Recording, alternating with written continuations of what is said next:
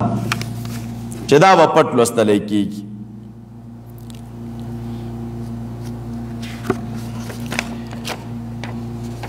اوس دلایل د احناف علماو د پاره د نصوصو نه هغه څه شی دي چې دوی استدلال کوي چې آمین به په پټه لوستلی کېږي.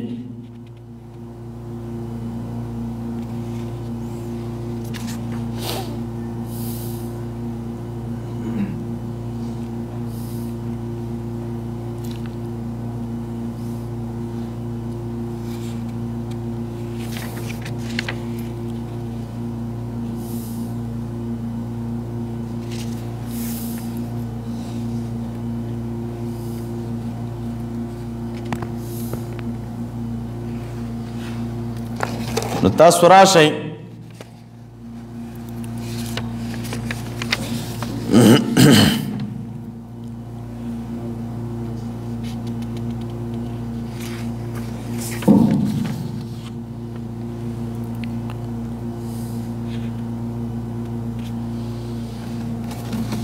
تاسو ولیکئ مولوي صاحبانو صحیح مسلم اول جلد 140 صفحه،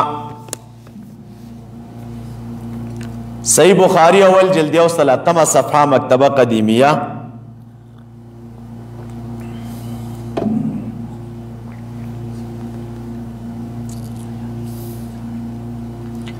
مکتبه رحمانیه 140 صفحه. ابو هريره رضی الله تعالی عنہ راوی دے دا حدیث مبارک فرمائی وی نبی علیہ السلام فرمائی لی اذا قال الامام غیر المغضوب علیہم ولا الضالین فقولوا آمین. کلچ امام غیر المغضوب علیہم ولا الضالین اوی نتاسو آمین وائی وجداد فمن وافق قوله قول الملائکة غفر له ما تقدم من ذنبه.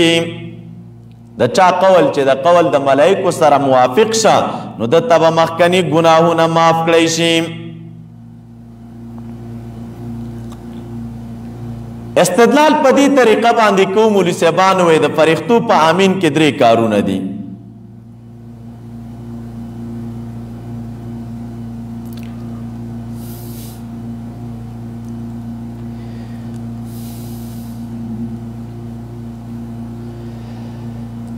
یو دا دی چې دوی بغیر د فاتحې د قرائت نه آمین وایي او کوي چې ملک فاتحه هم وایي نو ثابت یې کوي. او زموږ د احنافو مقتدیان هم بغیر د فاتحې د لوستلو نه آمین وایي.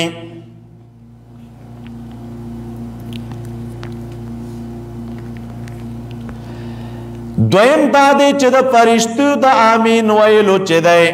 خاص وقت آغا ده کله چې امام ولد دوالین وی نو آمین مخی ورستو نوی دوی.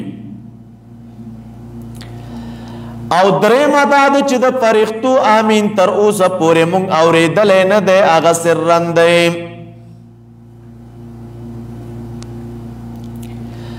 او امدقه مضمون باندې روایت د مسلم 186 صفحه د اول جلده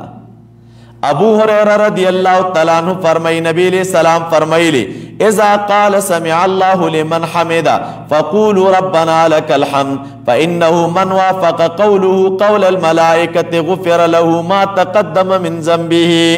اغه ربنا لك الحمد بارکم خبره د چا کی د موافقت کی بلته موافقت پدی کی ده چې غیم سرن وای منګم سرن وایو نو همدا قرنگی پا آمین ویلو که هم اور سر موافقت پکار دے اگی سرن وی منگیم سرن وایو. درم دلیل مسند احمد درم جلد یوصل 14 صفحه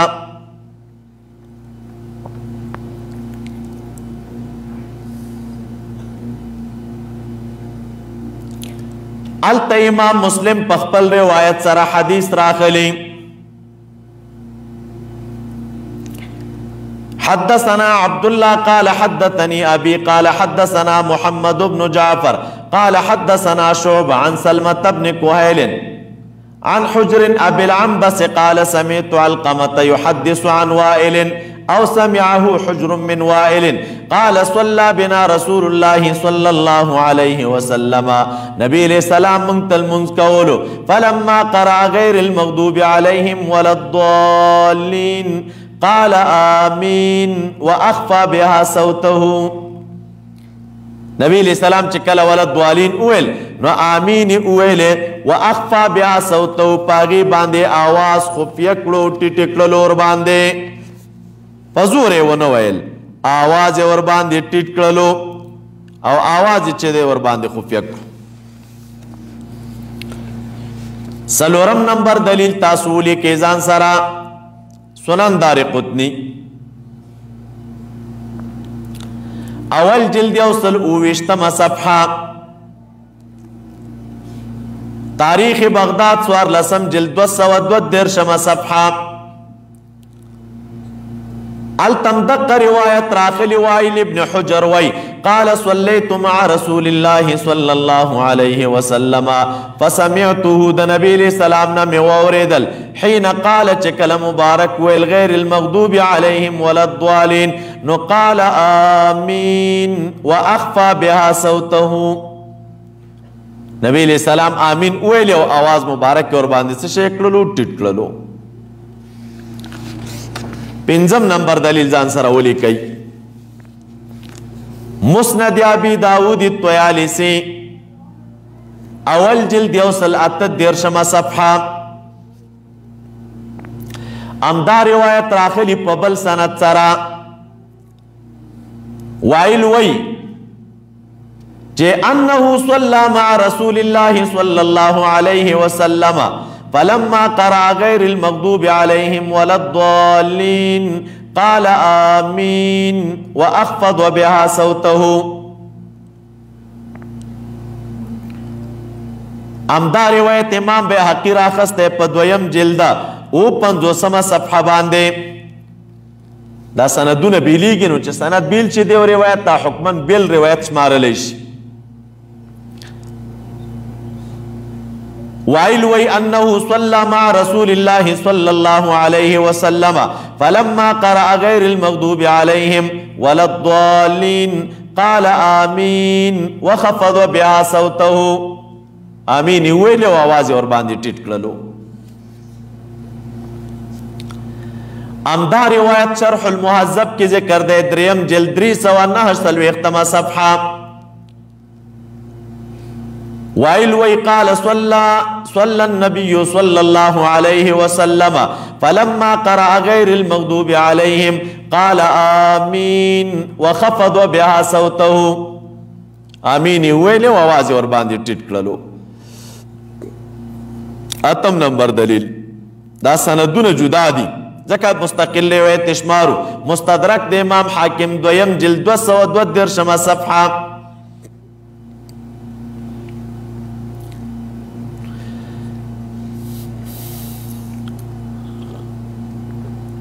التبع وائل وی انہو صلی مع النبی صلی اللہ علیہ وسلم حین قال غیر المغضوب علیہم ولا الضالین نو قال آمین یخفض بها صوته او امام حاکم وی هذا حدیث صحیح الاسناد دا حدیث چی میں کم در تذکر کا نو دا صحیح سند والا حدیث دے صحیح سند والا حدیث دے یخفض بها صوته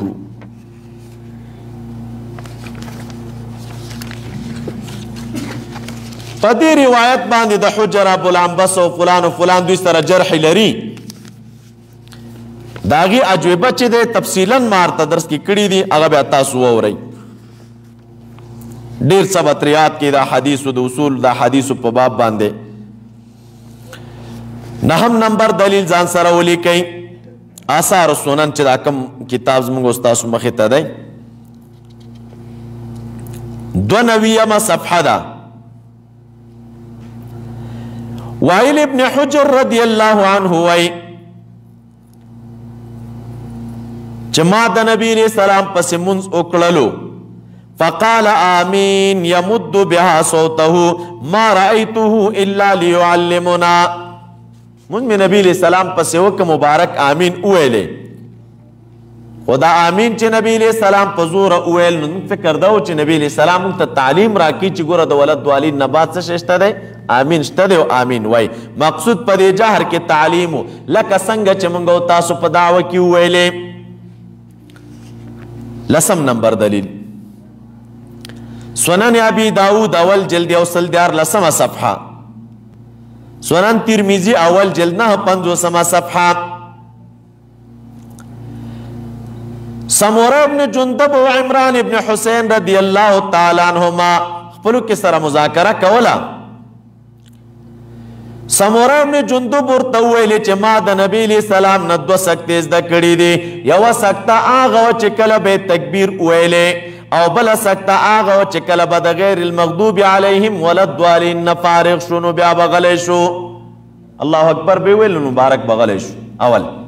بیا چې به ولا الضالین ویل نو بیا به غلی شو وی دا 2 سکتې ما د نبی علیہ السلام نه زده کړي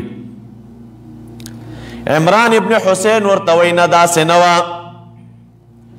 دوارو ابی ابن کعب رضی اللہ تعالیٰ عنہ تا خط راولے گلو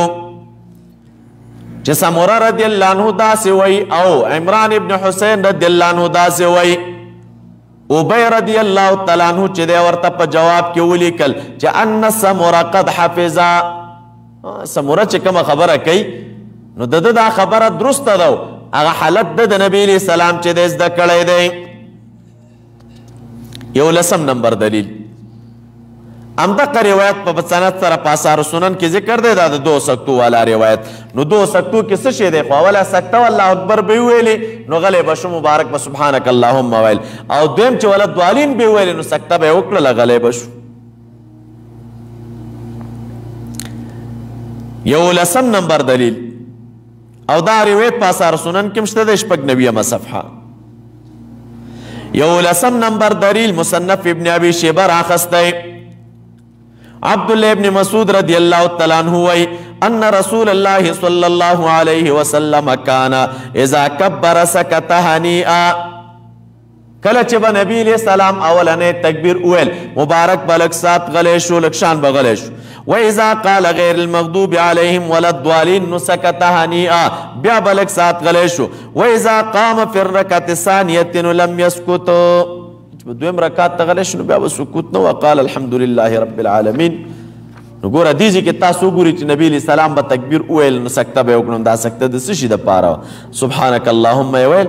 او دا دویم ځل چې کومه سکته راغلې چې مبارک بغیر المغضوب علیهم وویلې ولا الضالین او بیا به مبارک سکته وکړه نو امین دپاره وه 12 نمبر دلیل کنز العمال 4 جلد 209 صفحه ابراہیم وی عمر رضی اللہ عنہ وی 4 یخفیہن الامام سلور شیان دی چی امام باغ پٹوئی التعوذ والتسمیتو یو تعوذ دے اعوذ باللہ بچے دے پپٹوئی بسم اللہ الرحمن الرحیم پپٹوئی آمین پپٹا باندے وی اور ربنا لک الحمد پپٹوئی دا سلور شیان دی چی دوی بے پپٹوئی امدارنگی مولی صاحبان اولی کی طحاوی اول جلدہ یوصل 56 صفحہ ابو ویل وی قال کان عمر وعلی لا یجہران ببسم اللہ الرحمن الرحیم ولا بالتعوذ ولا بالتامین عمر رضی اللہ تعالیٰ عنہ علی رضی اللہ عنہ دا دوانو چھ بسم اللہ باندے بے جہر نکولو پا تعوذ بے جہر نکولو پا تامین بے جہر نکولو نبی امین پا زورا ویلے نبی بسم اللہ پا زورا ویلے او نبی چی دے تعوذ پا زورا ویلے پورو بے ویل امدقہ روایت مجمع الزوائد کم ذکر دے دویم جلد یوصل 8 صفحہ ابو ویل وی قال کان علی و عبداللہ علی او عبداللہ ابن مسعود رضی اللہ عنہما لا یجہران ببسم اللہ الرحمن الرحیم ولا بالتعوذ ولا بالتامین مانزک بے بسم اللہ پزورا نویلا اعوذ باللہ بے پزورا نویلا او آمین بے پزورا نویلو دیو آمین پزورا نویلو داسی نورم دیر زیاد متعدد روایات شته مولی صاحبانو چې د هغې نه موږ تاسو استدلال کوو چې آمین به په مانځه کې سرن لوستلی کېږي او جهرن به نه لوستلی کېږي. دا چې د دې خلکو دلایل څه شی او د هغې جوابات څه شی دي نو تاسو تفصیل دپاره بیا درسونه واورئ. راځئ تفسیر ته.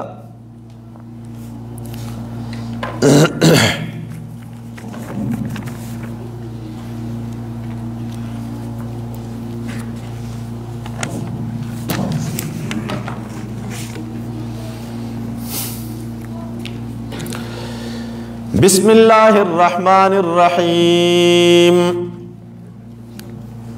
الف لام ميم ذلك الكتاب لا ريب فيه هدى للمتقين.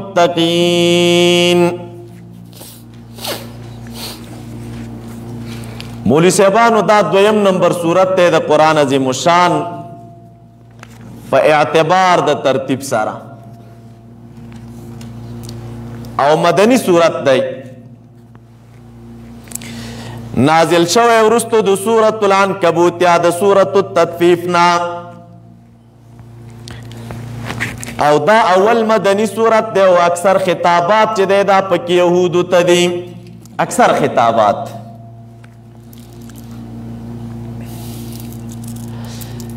لکه څنګه چې د اولنی صورت په ابتدا کې موږ تاسو ویلې چې د هر صورت د تفسیر او د ترجمې په باب به یو څو مهمې خبرې زده کوو. اوله خبره ربط د دغې صورت د ما قبل سره، دویم دعوه د دغې صورت، دریم اسامی او نمونه د دغې صورت او څلورم خلاصه د دغې صورت اجمالی او تفصیلی، پنځم مولوی صاحبانو فضائل د دغې صورت او شپږم امتیازات د صورت. نو اول ته راشئ. ربط د دغې صورت د مخکې سره دا دی، مخکې سورة الفاتحه و نو هغه اجمال دی او سورة البقره د هغې تفصیل دی. تفصیل په څه طریقه باندې دی او اجمال په څه طریقه باندې دی؟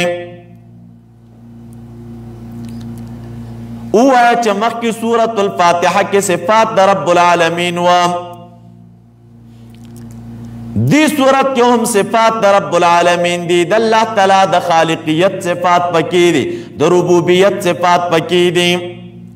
اسماء الحسنا په دغې صورت کې شته، ډېر دي پکې،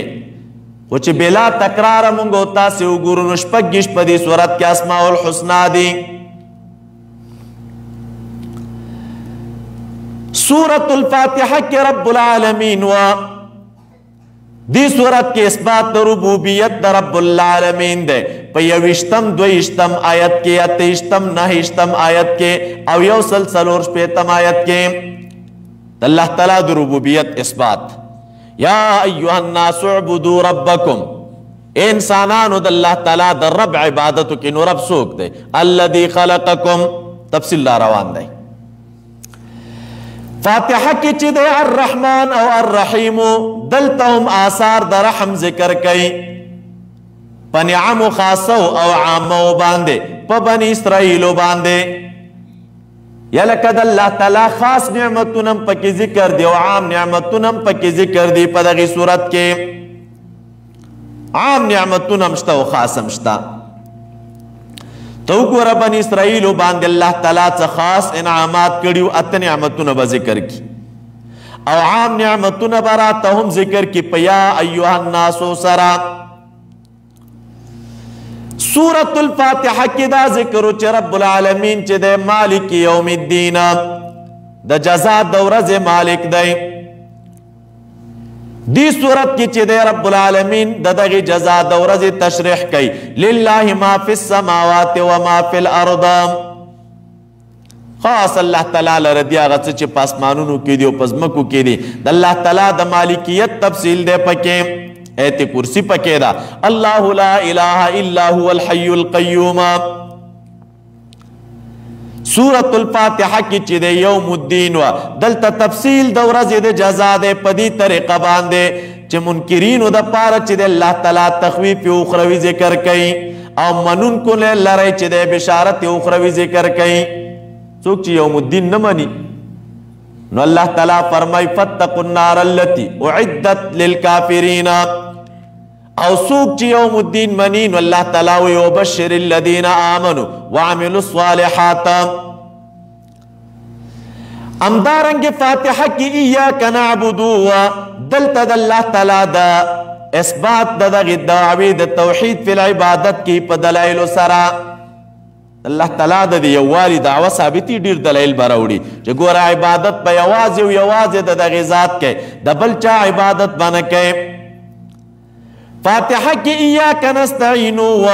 دلته رب العالمین احتیاج د انسان ذکر کوي په خلق کې. اے انسان رب العالمین ته محتاج په هر چیز کې خاص کر په خلق کې. او براته وي چې الذی خلقکم، تاسو خو نشتوي کنه خدا نشته چا کړی عدم نه وجود ته چا راوستی نو الذی خلقکم نو په دغه اشتوالی کې او په دغه خلق کې تاسو الله تعالی ته محتاج یې. فاتحه کې اهدنا الصراط المستقیم دعا مکول اے رب العالمین صراط مستقیم راو خایا نیغ لار راو خایا. پدی صورت کې دغه دعا اجابت دے اے بندہ صراط مستقیم غواړي او هر وخت غواړي او هر مانځ کې بار بار غواړي نو راځه صراط مستقیم چې د ذالک الکتاب دا کتاب صراط مستقیم دی کنه په د منګولې ولګا بس دا نیغ لار د رب العالمین درته نصیب کړي. همدارنګه فاتحه کې ګوره درې ډلې او درې جماعتونه ذکر شول د نیکانو جماعت د بدانو جماعت. په دې صورت کې رب العالمین چې دا درې ډلې راته ذکر کوي تاسو ګورئ او د هغې اوصاف راته ذکر کوي. هغه داسې ګوره فاتحه کې ذکر شو انعمت علیهم نو دی صورت کې د هغې مصداق راته ذکر کوي چې د انعمت علیهم مصداق څوک دي نو متقیان به راته ذکر کړي سره د پنځو صفاتو.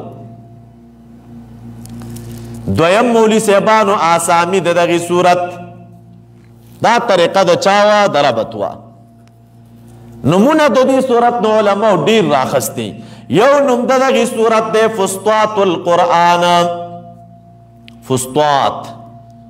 فسطاط غټې خیمې ته ویلی کېږي.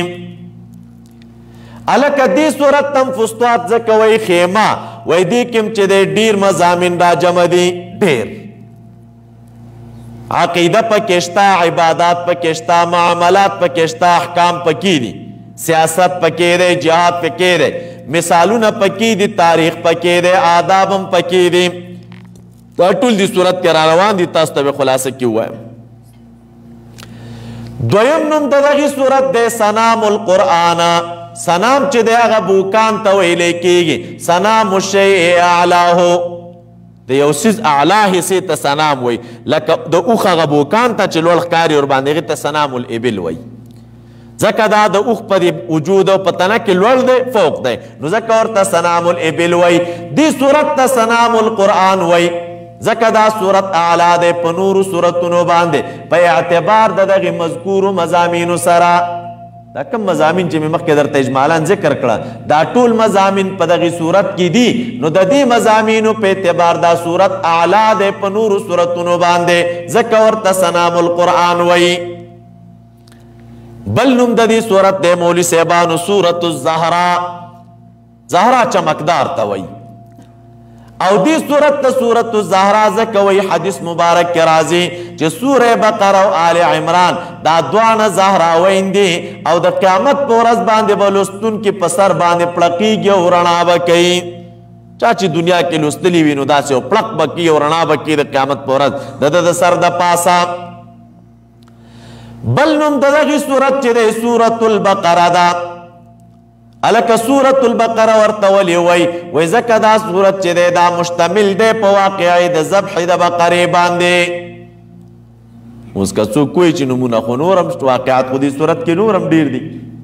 نو بیا وجه څه شی وه چې دا صورت مسما شو په نوم د بقرې باندې وجه ورته علما دا ذکر کوي وایي دا تسمیه د دې ټول صورت چې وشوله په نوم د بقرې دې ته ویلی کېږي تسمیه د کل باسم الجز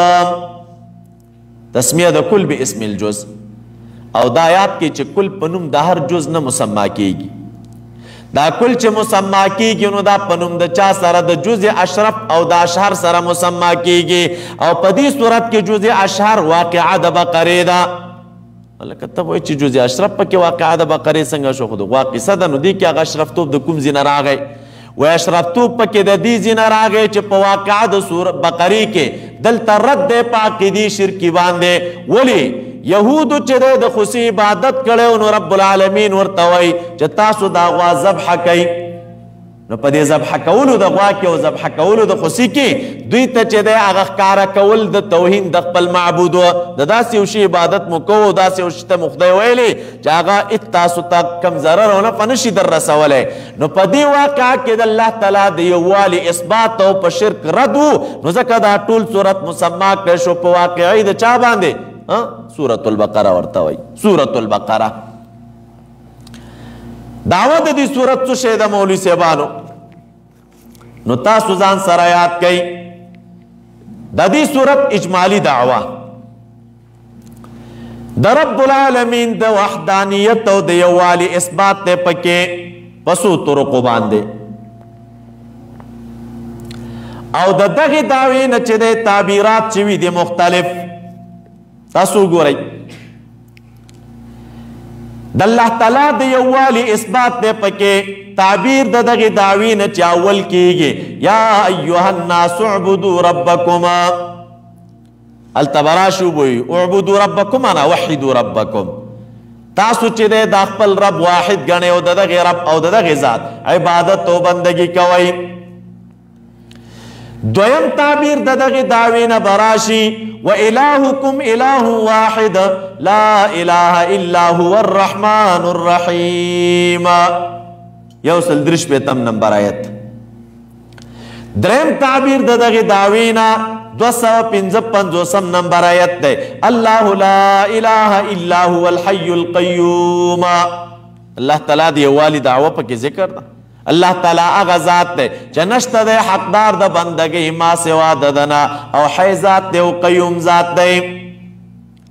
څلورم تعبیر د دغه دعوی نه چې کېږي په 204 نمبر آیت کې لله ما فی السماوات والارض لله ما فی السماوات وما فی الارض نو کله اثبات د دغه دعوی وي او ذکر د دغه دعوی وي په دې طرز بیا چې د په دغه دعوه باندې عقلي دلایل ذکر کېږي په دې صورت کې درې قسمه کله دلایل استدلال وي مولوي صاحبانو بالاعیان المحسوسه هغه اعیانو چې کوم اعیان ښکاره کېږي په هغې محسوساتو باندې استدلال کېږي او هغې ته امور د تربیت ته هم وایي امور د تربیت هغه اعیان محسوسه څه رقم دي را بشي رب العالمین فرمایي ځان ته وګورئ عین دی ځمکې ته وګورئ اسمانونو ته وګورئ نو دوی ته وګورئ که نه په دې هر یو کې د رب العالمین د وحدانیت او دغه د یووالي آثار او نښې پرتې دي دې ته ویلی کېږي استدلال بالاعیان المحسوسه هغه ذوات چې محسوس دي او په سترګو ښکاري په هغې استدلال کله د اثبات د دغې دعوې دپاره چې دی په دې صورت کې استدلال وي مولوي صاحبانو په چا باندې استدلال وی په کیفیت د اعیانو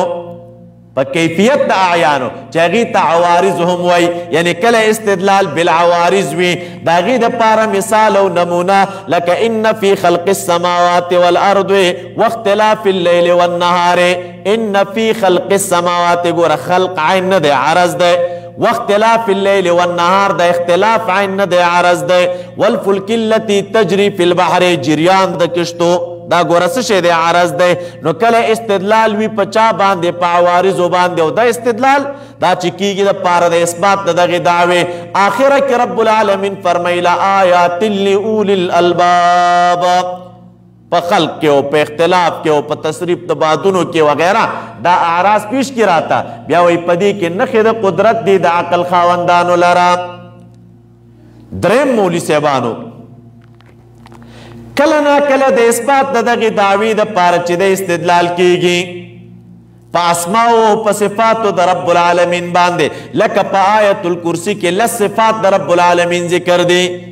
اوس دا لس صفتونه چې راوړي الله لا اله الا هو الحي القيوم څه شي د پاره راوړي، او دا دعوه د الله تعالی دی والی ثابتوي ور باندې. همدارنګه مولوي صاحبانو اثبات د دغه عقیدې د توحید د رب العالمین کیږي په ضمن د دې کې چې رد دی په انواع د شرک باندې او رد دی په شفاعت قهري باندې.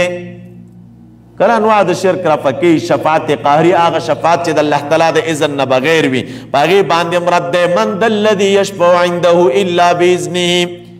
په خپل سر څوک شفاعتونه نشي کولی،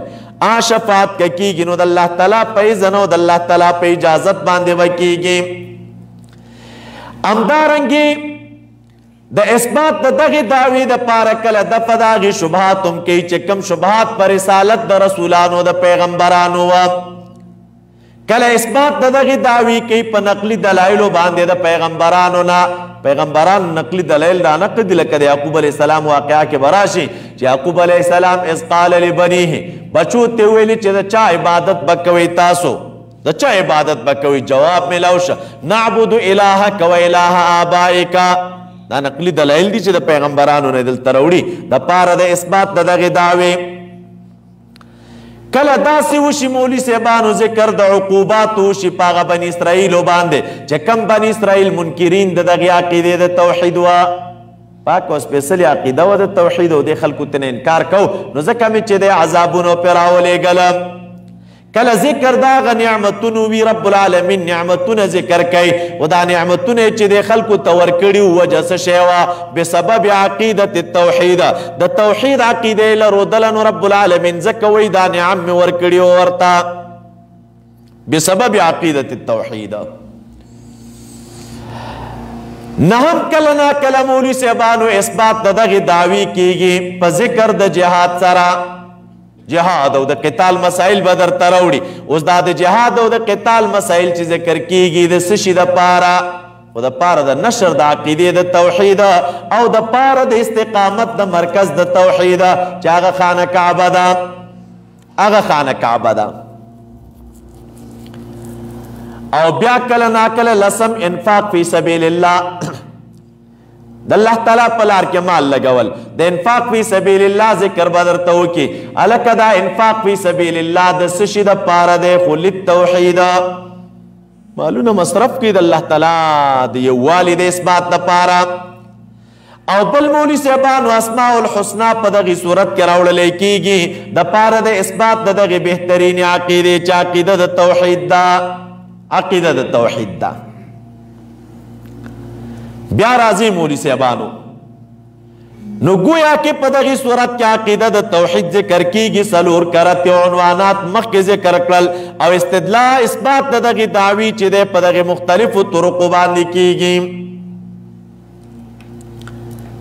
دویم مولوي صاحبانو دې صورت کې صدق الرسول هم دی، اثبات د صدق د رسول الله صلی الله علیه وسلم. هغه به هم راته په څلورو ځایونو کې ذکر کې. اول 99 نمبر آیت کې فَإِنَّهُ نَزَّلَهُ عَلَىٰ قَلْبِكَ، جبریل علیہ السلام سره دشمنی نه ده پکار،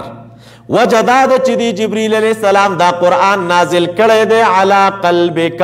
ستا په زړه مبارک باندې. اثبات د رسالت د نبی علیہ السلام دی پکې. دویم مولوی صاحبانو 101 نمبر آیت کې الله تعالی فرمای وَلَمَّا جَاءَهُمْ رَسُولٌ مِّنْ عِنْدِ اللَّهِ، اثبات د رسالت د نبی علیہ السلام پکې دی. 119 نمبر آیت کې راته وای اِنَّا أَرْسَلْنَاكَ بِالْحَقِّ بَشِيرًا وَنَذِيرًا، بشیرا ونذیرا. 129 نمبر آیت کې بم راته وای ربنا وابعث فيهم رسولا منهم يتلو عليهم آياتك ويزكيهم. اثبات رسالت پکې دې سلور ځایا. اثبات د جهاد فی سبیل الله پکې دې، دعوت د جهاد فی سبیل الله پکې ذکر دم سلور ځایا. اول 190 نمبر آیت وقاتلوا فی سبیل الله الذين يقاتلونكم. 193 نمبر آیت وقاتلوهم حتى لا تكون فتنه ويكون الدين لله. 243 نمبر آیت وقاتلوا فی سبیل اللہ. 151 نمبر آیت ولولا دفع اللہ الناس بعضهم ببعضنا. دا سلور زی پک دعوت جہاد فی سبیل اللہ دا. سلور زی پک دعوت انفاق فی سبیل اللہ دا. 253 نمبر آیت یا ایها الذین آمنوا انفقوا من طیبات ما رزقناکم. 261 نمبر آیت مثل الذین ينفقون اموالهم فی سبیل اللہ. 262 نمبر آیت یا ایها الذین آمنوا انفقوا من طیبات ما کسبتم. 243 نمبر آیت الذین ينفقون اموالهم باللیل والنهار. نو دا سلور ځای پکې دعوه چا ده د انفاق. گویا کې سلور دعوی پکې ذکر دي. سلور ځای دعوه د توحید د رب العالمین. سلور ځای دعوه د صدق د نبی علیہ السلام د رښتینوالي. سلور ځای دعوه د جهاد فی سبیل الله. سلور ځای او دعوه د انفاق فی سبیل الله. سلور ځای. خلاصه د صورت نو مولوی صاحبانو یو تفصیلی خلاصه ده او یو د دغه صورت اجمالی خلاصه ده. دا اجمالی خلاصه ووري بس تاسو خپل په دې پوهیږئ چې دې صورت کې تر پایه پورې څه شی دي. اجمالی خلاصه دا ده دی صورت کې چې د تقریبا 10 امور ذکر دي. 10 شیان پکې ذکر دي. دا اول نو اخله تر پایه پورې. اول په دغه صورت کې ذکر د عظمت د قران کریم دی. هغه څنګه یا لکه داسې دعوت شروع کړه چې خلک درې ډلې شي. درې ډلې دا تفصیل براته په 20 آیتونو کې ذکر شي. سره کم دعوت شروع کړه. عظمت د قران کریم سره کم دی. الف لام میم ذالک الکتاب لا ریب فیه. دغه د قران کریم عظمت دی. هدى للمتقین. اول ډله براته ذکر کی چې د متقینو د 5 صفات به ذکر کی سره د جزاء اخروی او دنیوی. دویمه ډله به د کافر راته ذکر کی سره د جزاء اخروی او دنیوی. درېمه ډله به د منافقین راته ذکر کی سره د 14 صفاتو سره د جزاء اخروی او دنیوی. دې 20 آیتونو نه بعد به رب العالمین راته ذکر کی مقصد د دعوت د قرآن د قرآن کریم د دعوت مقصد څه شی دی. نو دا به ذکر کی مولوی صاحبانو تر 9 آیته پورې. یا ایها الناس اعبدوا ربکم. د قرآن کریم د دعوت مقصد دا دی کنه چې د رب العالمین عبادت وکړي او الله تعالی ته چې د یووالي عقیده ولرئ او دا دعوه به راته ثابت کی په ادله باندې. عقلي دلایل به راوړي پکې را روان دي. الذي خلقکم.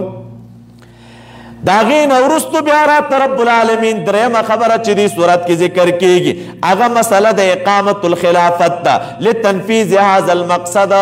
اے مسلمانانو په کار د په تاسو باندې چې تاسو خپل خلیفه ودروئ. د څه شي دپاره خلیفه ودروئ؟ دپاره د دې چې دغه مقصد نافذ کړي.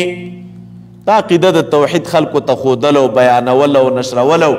نه منونکو دپاره زجر. نو د دې دپاره خلافت پکار دی. خلیفه مقررول تاسو لره پکار دی. لکه واقعه د آدم علیه السلام براته ذکر کې وَإِذْ قَالَ رَبُّكَ لِلْمَلَائِكَةِ إِنِّي جَاعِلٌ فِي الْأَرْضِ خَلِيفَةً. دا خلافت او د خلافت تعین او د خلیفه ودرول دپاره د چا دی دغه مقصد.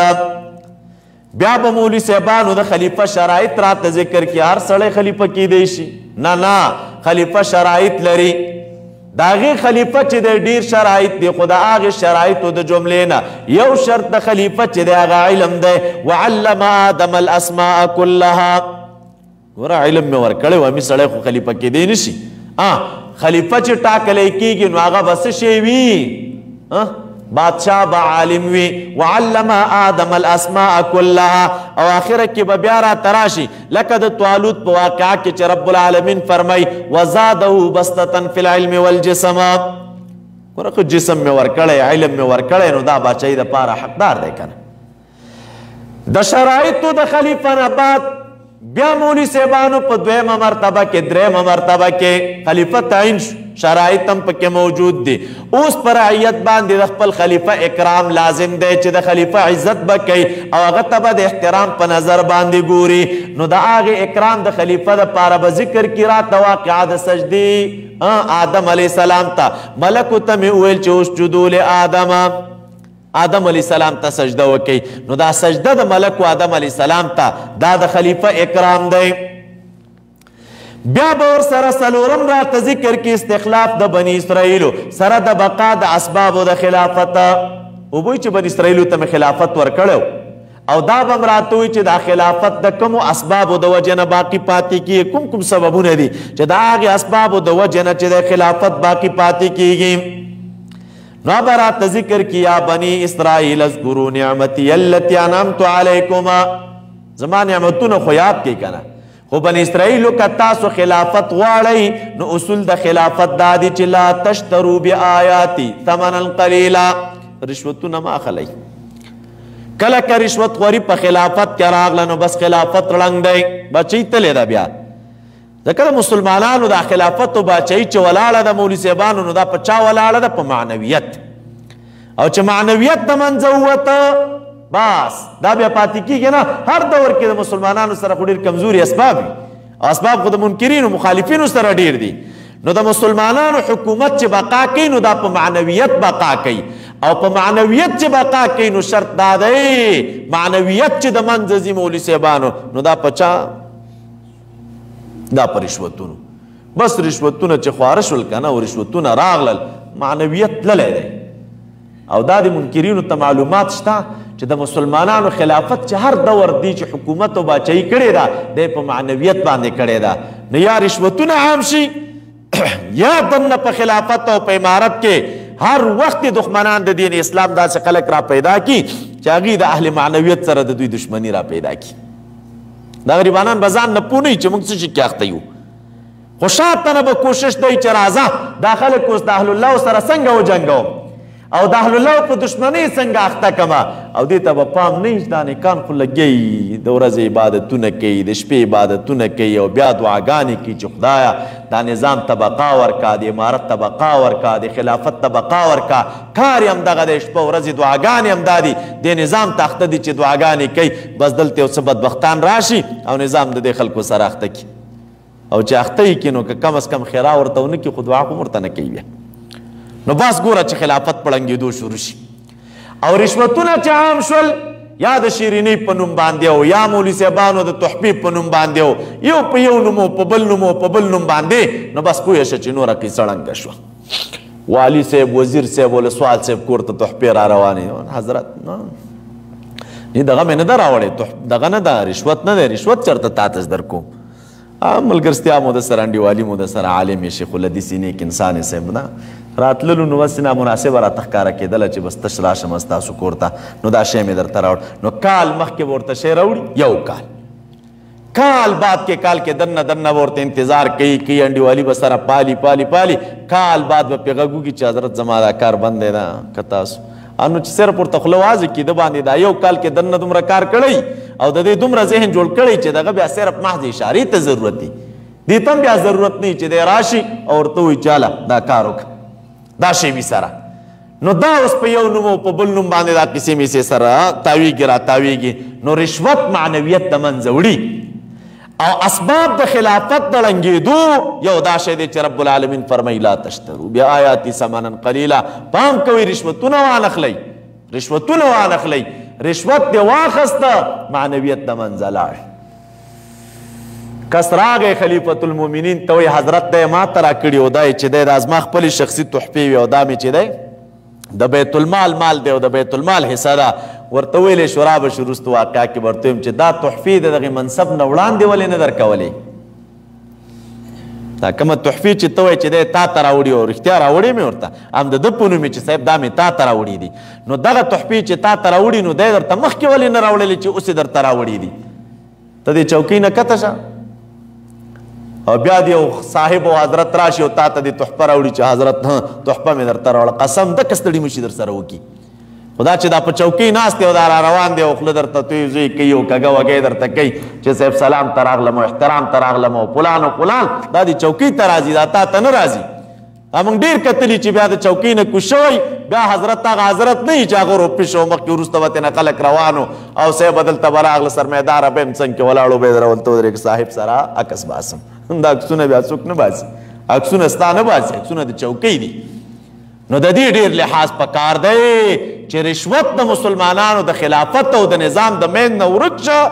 که په هر نوم باندې وي او دا لرې شه بس نظام جوړ دی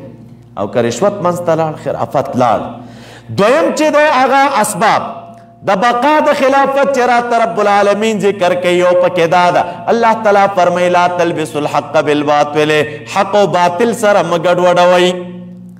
دا د عمرو مسؤلیت دی چې د حق او د باطل تمیز وکړي او حق او باطل سره جدا کړي هر کلم چې د یو نظام د منځ نه د حق او د باطل تفکیک لاړ بس پوښه چې نظام تلی دی بل مسؤلیت د نظام دا دی د بقا د خلافت د پاره اساس او بنیاد لا تکتم الحق رب العالمین وی حق مه پټوئ حق بیان کوي حق خلکو تخکاره کوي او کلم چې په یو خلافت کې حق پټېدل راغلل حق پټېدل راغلل بس پوښه چې قصه تللې ده د منځه بقا د نظام نه نظام باقي نه پاتې کېږي دا خو موږ وینو مولوي صاحبانو الله دې زموږ استاسو د نظام ته استحکام ورکړي خدای تعالی دې د عمرو نیتونه سم کړي او درست دي کړي ورته رب العالمین ډېرې دعاګانې کوئ ډېرې دعاګانې کوئ دا کم نعمت خدای تعالی په موږ او تاسو پرزو کړی خدا ناخواسته او خدا ناخواسته که دا یو ځل لاړ که نه د دې بیا بل بدیل نشته خو لیکن ستونې څه شی دی دعا ورته کوي چې رب العالمین د مشرانو نیتونه سم کړي او الله تعالی د دوی دا دنیوي خواهشات د دوی د زړونو نه رفع کړي او ځایلی کړي خو موږ ته خو معلومه ده که نه خو ګورو خوا د مدرسې ما غوندې د مدرسې محتمم به دا د سرمایهدارو کورونو دروازې به یې ټکولې چې حضرت مدرسه لرم او که کومک را سره وکړي او دې سرمایهدارو به کومکونه کول او د دوی دا د مدرسو ترتیبونه به روانو نن د مدرسې محتمم صاحب هغه صاحب چې هلته په چوکۍ ناسته همغه محتمم صاحب لاړه چوکۍ باندې کېناسته دې هلته کېناسته چې تر پرونه دې دروازه ټکوله خلکو ته د مدرسې مصروفیتونه دې روانول او ترتیبونه دې روانول نن وضعیت ته ګوره بدل دی نو دا تر خوړلې تنخوا به تا ته څومره درکولی کېږي 2.5 لکه به درکړي درته 3 لکه به درکړي درته نو په دې 3 لکو کې به ته څومره میلمانه به دې وپالي کور به وپالي بچي به وپالي دا نورې دا درندې درندې معاملې چې روانې کړي دا د کومه دي او دا خو د دنیا دا خواهشاتو دا ترتیبونه داسې دي سړي ته خو خوند ورکوي دا خو دې سوچ نه دی چې د یتیمانو په وینو باندې ناست یم دا د فکر نه دی مولوي صاحبانو چې د شهیدانو وینې مې مخې ته پرتې دي او د هغې مخې ته چې دی د هغې په ترتیب روان یم او د خپل نظام او سیستم مخې ته وړم دا چوکۍ نه ده دا د شهیدانو هډوکي دي او دا مولوي صاحبانو دا نعمتونه او بنګلې نه دي دا د شهیدانو او د یتیمانو کورونه دي او د هغې قبرونه دي نو چې دا لحاظ وکړي انسان او د خپل نظام ته په درسته باندې وګوري نو سبحان الله الله تعالی به نظام ته بقا ورکړي او که داسې مخته کېدل وو چې ورځ په ورځ صاحب خېټه غټېږي او خواهشات ډېرېږي او یو ځان دې په یو لیوله مخته که سبب یې پیدا کړي ورته چې پیدا یې نه کړي ګزاره دې نه کېږي تا د خپل ترتیب داسې جوړ کړی او دا لیول دې داسې جوړ کړی چې بیا دې په کم شي باندې ګزاره کېږي نه نو بیا خو به مشکلات دي که نه راځئ ورپسې نو لا تکتم الحق پنځم چې په دې صورت کې ذکر کېږي نو ذکر د نصرت د رب العالمین دی د الله تعالی د طرف نه په صحیح خلافت چې کله صحیح خلافت نو د رب العالمین نصرت او مدد بوي او مدد چې رب العالمین کوي نو بالنعم الثمانیه اته نعمتونه راته را روان دي هلته راته ذکر کوي ګوره دا نعمتو دا نعمتو دا نعمتو دغه نعمتونه چې زه کومه نو دا د چا د وجې نه د وجې د صحیح خلافت نه امارت او نظام درست روان الله تعالی د نصرت او حکومت دا شی بیا همدغسې را روان د خدای تعالی حکومت چې دی دا شامل حال وي بیا ورپسې راځئ شپږم چې دې صورت کې راته ذکر کېږي اسباب د انتقال د خلافت دا راته ذکر کېږي چې د بني اسرائیلو دا خلافت نقل ولی شي دې کې څه مشکل وي دوی تغما بادشاهي ورکړې وه تمکین مې ورته ورکړی او په ځمکه کې کم مشکلات پکې وو چې خلافت ترې نه لاړه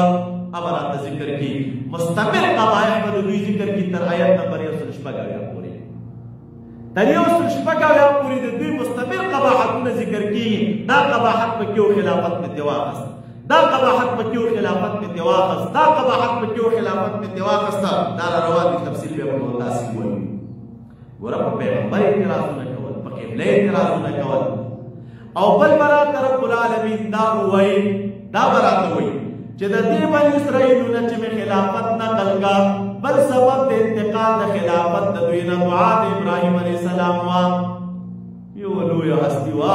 هغه دعاګانې کولې او ویل چې ربنا وبعث فيهم رسولا منهم يتلو عليهم آياتك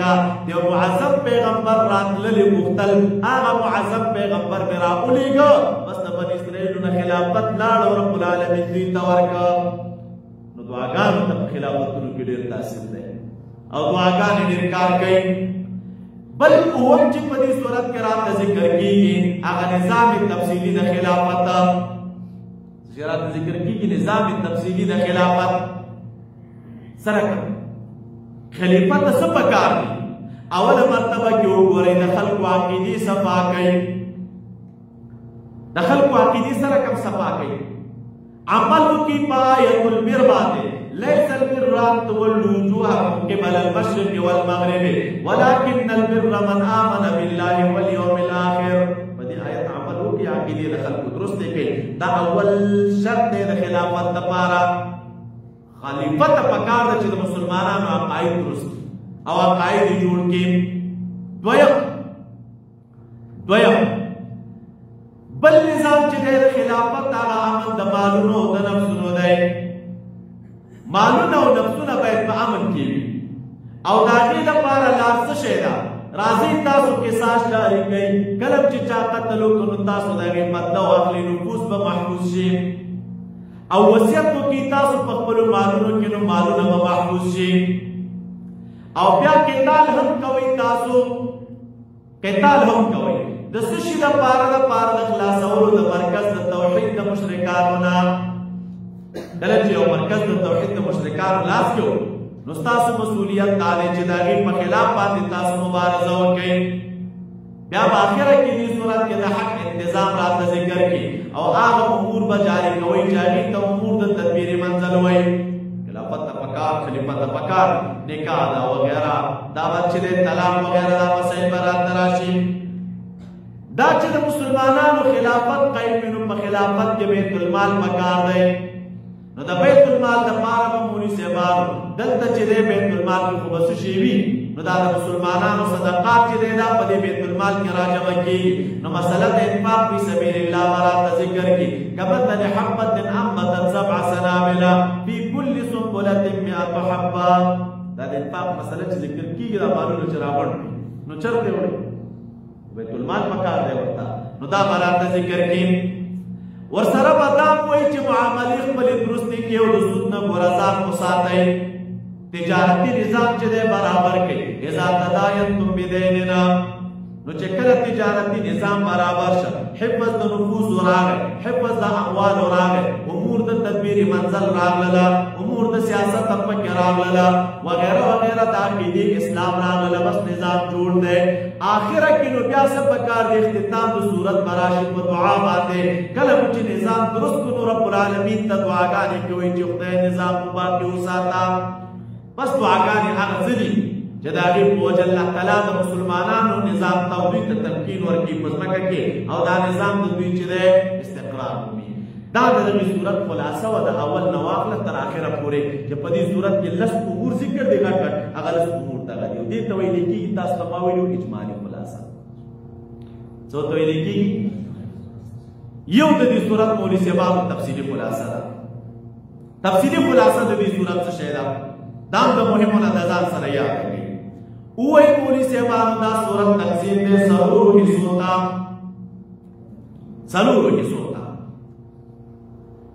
اوله حصه د دغې صورت دا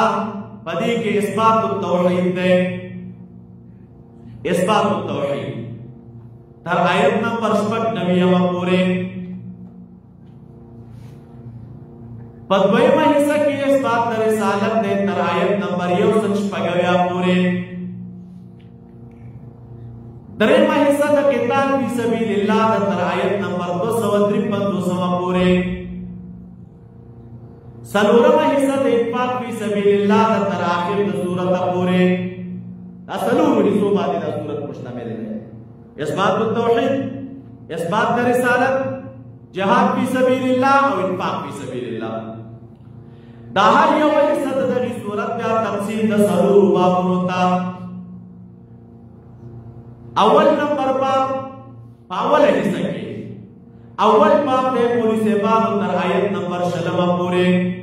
دا به د باب خلاصه وي او دا به د هر آیت عنوان وي. دا کوم آیت چې تاسو مخې ته راځي تاسو ته ما ویلي چې د هر آیت عنوان درته وایم، نو دا هر یوه خبره به د هغې آیت عنوان وي. شلم نمبر آیت پورې اول باب راځئ. خلاصه د دې باب دا ده، په دې باب کې اول ذکر د عظمت د قرآن دی، د صفات الثلاثه ترغیبا. الله تعالی د کتاب درې صفتونه ذکر کوي او د دې درې صفتونو کې د دغه کتاب عظمت بیانوي راته، او دا درې صفتونه چې راته ذکر کوي دي کې مقصود ترغیب دی د دغه کتاب طرف ته، د تعالی د کتاب طرف ته ترغیب ورکوي. یا لکه هغه درې صفات کوم دي. رب العالمین فرمایي ذالک الکتاب، یو دویم راته وایي لا ریب فیه، دویم دریم راته وایي هدی للمتقین، دا کتاب کامل هدایت دی متقیانو لره. نو چې هر کله راته وایي چې دا پوره کتاب دی او کامل هدایت دی متقیانو لره او هېڅ قسمه شک په دې کتاب کې نشته دی، نو پکار دا ده چې دې کتاب سره تعلق ولرئ. نو عظمت د کتاب شو او ترغیب هم پکې دی الی الکتاب. دویم بیا چې د بیان د صفاتو خمسو دی للفریق الاول، پنځه صفتونه د اول جماعت راته رب العالمین ذکر کوي. تاسو ته چې ما ویلي چې خلاصه په دې صورت کې ده که نه، او ذکر د جزا د دوی دی دنیوي او اخروي، دنیوي او اخروي. په آیت نمبر دویم دریم څلورم پنځم کې فریق اول کوم یو فریق د متقیانو د هغې پنځه صفات دي. اول صفت دا دی الذین یؤمنون بالغیب، ایمان بالغیب یو صفت. دویم صفت رب العالمین فرمایي ویقیمون الصلاة. دریم صفت ومما رزقناهم ينفقون، دریم صفت دی مالونه به مصرفوي. څلورم صفت دا دی چې ایمان به په هغه کتاب لري چې تا ته راغلی او په مخکینو کتابونو به ایمان لري. او پنځم صفت دا دی چې په آخرت به یقین او باور لري، وبالآخرت هم یوقنون. نو دا پنځه صفات دي د متقیانو. بیا رب العالمین جزا اخروي او دنیوي ذکر کوي. جزا اخروي او دنیوي څه شی ده؟ دنیوي جزا یې دا ده چې اولئک علی هدی من ربهم،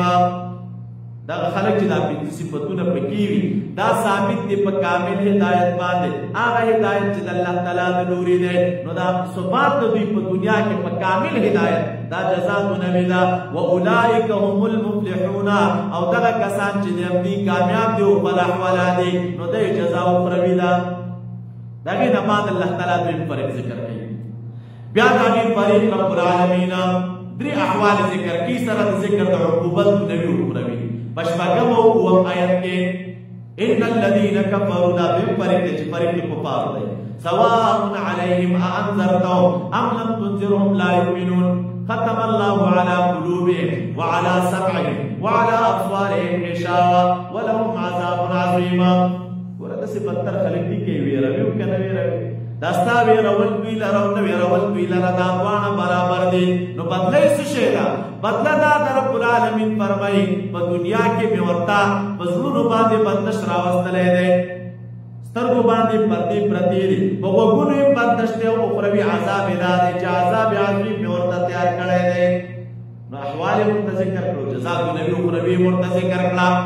د هغې نه بعد الله تعالی دریم فریق ذکر کوي او د هغې اوصاف راته ذکر کوي 15 سره د جزا اخروي او دنیوي تر آیت نمبر 14 پورې. هغه 15 صفات د دغې بېکاره مخلوق څه شی دي؟ تاسو هلته خپل آیتونو ته ګورئ، زه یې درته خلاصه وایم. یو صفت د منافقینو دا دی عدم الایمان، عدم الایمان مع دعوه الایمان، ایمان پکې نشته دی او بیا د ایمان دعوه لري، ما هم مؤمنین. دویم بېکاره صفت مخادعه ده، یخادعون الله. دریم بېکاره صفت عدم شعور دی وما یشعرون. څلورم بېکاره صفت مرض القلب دی، فی قلوبهم مرض. پنځم بېکاره صفت عادت د دروغو دی، بما کانوا یکذبون. پنځم بېکاره صفت دی چې د تسمیه شپږم تسمیه د فساد ده بالاصلاح، هلکه کوي فساد او نوم یې ورته اصلاح ایښی دی. انما نحن مصلحون، رب العالمین فرمایي الا انهم هم المفسدون. بل بېکاره صفت افساد دی، الا انهم هم المفسدون. دا فسادیان دي بل بیکار صفت ادا دے چې صحابه کرام ته سفها وي اذا لم الذين تشهد اذا قيل لهم امنوا كما امن قالوا نؤمن كما امن السفهاء بل بیکار صفت مولوی صاحب صفاحت نے بل بیا خلق دی اللہ تعالی فرمائی الا انهم السفهاء یو لسم بیکار صفت قسم هغه جهل مرکب دی یل کنه پویږي او د دې نه پویږي باوجود بیا ځان ته پوهاوي یو لسم بیکار صفت دی اعتراف دی بمعیت الشیاطین شیطانانو سره به یو ځای شو ان معکم دولسم بیکار صفت دی الاستهزاء وی مومنانو پوری ټوکی کو انما نحن مستهزئون دولسم بیکار صفت دی الطغیان ويمدهم في طغيانهم يعمهون او لسم بیکار صفت دی اشتراء الضلال بالهدى اولئک الذین اشتروا الضلالة بالهدى ګوره هدایت دی ورکړو دغه په بدله کې ګمراهي ورکړې وا پنځلسم بیکار صفت دی عدم الاهتداء وما هم بمهتدين ما كانوا مهتدين نو ګوره هدایت والا پاینده کې نه دي نو د پنځلس بیکار